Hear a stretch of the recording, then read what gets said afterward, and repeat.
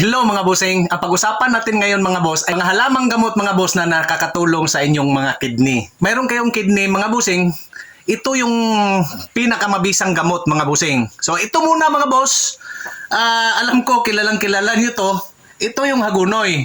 So ito yung binablog natin dati mga boss na sinubukan nating inumin. Kasi ang alam ko nito sa hagunoy mga boss ay pang external lang. Itong mga dahon kasi niya, pang ano ng ating sugat mga bossing. So pang external lang, parang betadine din. So ito yung ginagano natin, nakasanayan mga boss, at saka pinipiga doon sa sugat para maghilom yung sugat natin ng mabilis. So itong hagunoy pala mga bossing, sa i-vlog natin nung nakaraan, ay itong ugat niya mga boss ay pwede nyong lagain at saka inumin para pang ano ng kidney mga bossing. So matanggal yung kidney stone. Yan mga boss ha, hagunoy yan. Pero wala sa ating vlog mga bossing na isinasama yung dahon. Hindi yan ha. Hindi isinasama yung dahon. Yung ugat lang ang natisting nating inumin mga bossing. So ito naman, ang huli nating ipapakita sa inyo ay ito yung sampalok-sampalukan. Yan o.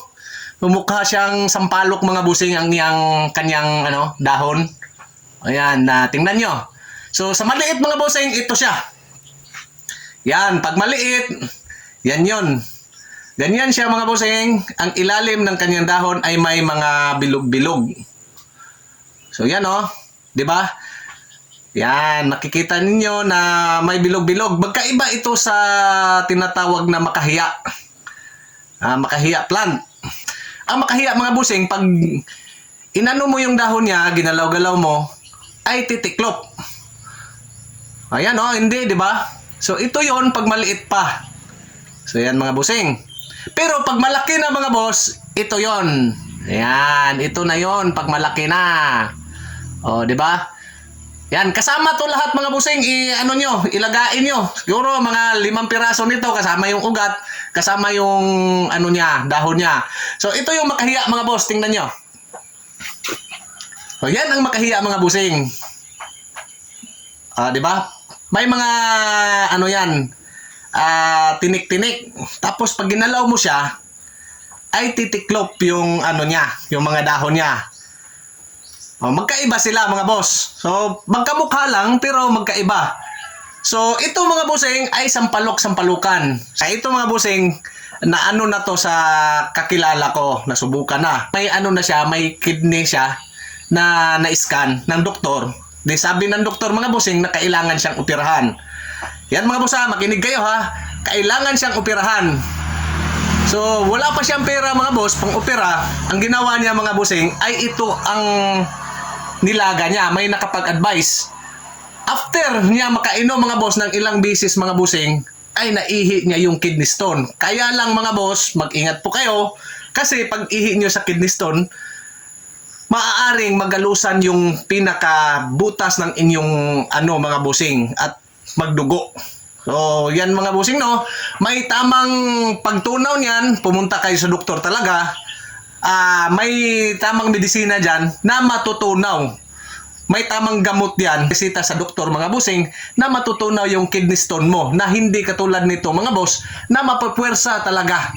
Maiihi mo yung kayang ilabas niya na kidney stone na malalaki. So mayroon daw lumabas mga boss na kasing laki na ng butil ng mais. Yan mga bossing ito ay mapapalabas niya talaga. Kaso lang mga bossing ay may posibilidad na magdurugo ang inyong butas ng inyong kuan mga bossing kasi mailabas niya ng buo. Yan mga bossing mas mabuti pa rin mga boss na pumunta kayo sa doktor para maresetahan kayo ng tamang gamot para matunaw yon, mailabas na nga likido. Mga bossing, unlike dito mga boss na lalabas daw talaga mga boss. Pag inom mo pa lang lalabas, nagsisilabasan mga bossing, kaso lang buo-buo.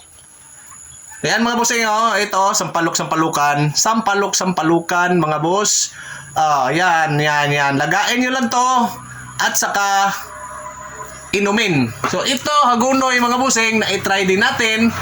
Na-try na rin natin to. Kaso lang mga bossing, wala akong informasyon mga bossing sa personal na informasyon galing sa personal na kakilala ko na nagsabi nito na magaling panggamot ng kidney. So ito lang sampalok-sampalukan. Pero ito mga boss, na research natin na mayroon ngang gumaling nito. So sa research lang mga busing sa YouTube at saka internet mga busing, na ito ay may pruweba na nakakagaling din. So sinubukan natin to mga boss, na ininom nung nakaraan, ay salamat sa Diyos, okay naman. Hanggang ngayon nakapag-vlog pa tayo.